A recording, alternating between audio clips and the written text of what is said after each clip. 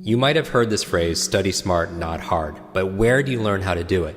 In school, you learn what to learn, but not so much on how to learn. It's rare to find classes on how to learn, how to think, how to remember, and how to study. And so I'm going to share with you 4 things you need to stop immediately.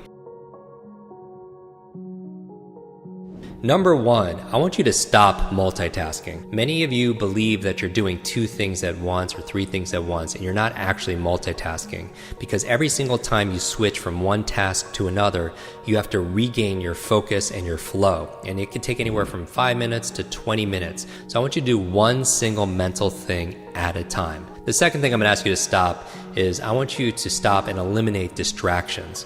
In order for you to soar to the head of your class, you must focus. So turn your phone off, put it on airplane mode, put it in another room if you will. You could also use self-control apps if you're going to have your phone there, like Freedom or Focus Me, to block certain websites like Facebook or Twitter.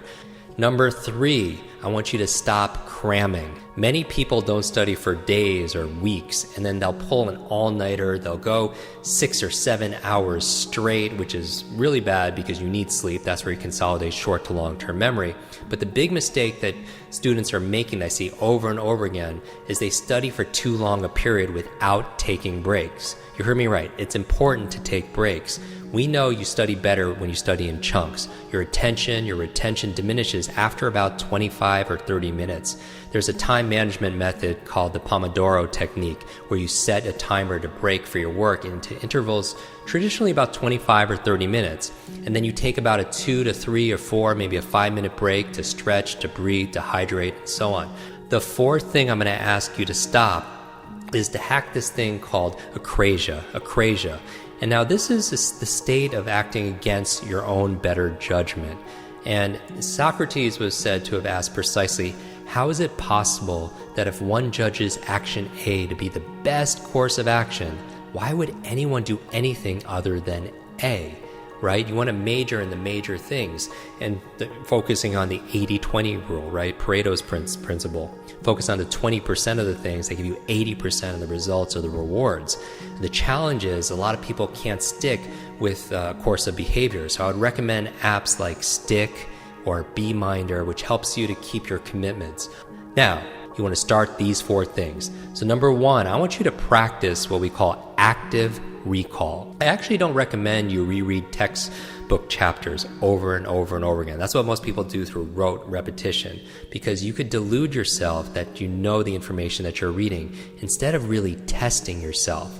I'd rather you close the book and recall and recite all that you could remember, because there's a difference between recognition and recollection. Many times when you're rereading that chapter over again, you actually delude yourself thinking that you remember this information when you're really just recognizing it in front of you.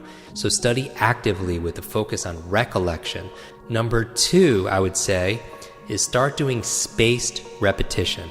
Basically what this is saying is you want to be able to space out your studying into intervals like you could your body when you're working it out, and separating the information, reviewing it through intervals, like maybe reviewing it an hour later, a day later, a week later, a few weeks later, helps to take it from your short-term to your long-term memory. Number 3 thing to start is using your sense of smell. A lot of people don't realize that your environment gets anchored to the information that you're learning. And so you can't always bring the environment into the place. So it's obviously better to study in the room that you're going to take the exam in, because you're unconsciously going to anchor that to the temperature, to the lighting, to the smells. All of that will get anchored to the information. But we can't always do that. So what you're going to do is you're going to take the environment in there with you. And one of the most powerful ways of doing that, actually most connected for your memory out of your senses, is your sense of smell, your olfactory sense. And so spraying an unfamiliar scent onto your body, maybe it could be an essential oil, a lip balm, a chewing gum. It's very unique flavor or scent. It could be a perfume or a cologne. While you're doing that while you're studying, then you actually put it back on when you need to take an exam. Also, there are certain scents, for example, essential oils that actually stimulate and wake up the mind. Peppermint is very good for your focus of your senses, to improve your memory. Rosemary is really good for your memory also as well. So try tapping into your sense of smell. And then finally, number 4 thing to start doing is to listen to music. And not music that would distract you, not heavy metal, not rap, but research done at Stanford School of Medicine says that playing certain types of music, like classical music, especially from the Baroque era, it's 60 beats per minute, which is also harmonizes with the resting heart rate. And that could actually help accelerate the students to engage parts of your brain to help you pay attention and make predictions. It puts you into what they call an alpha state, a brainwave state, an alpha state, where you're relaxed and aware. Not to mention, listening to music can improve your mood and change your whole outlook in studying in general.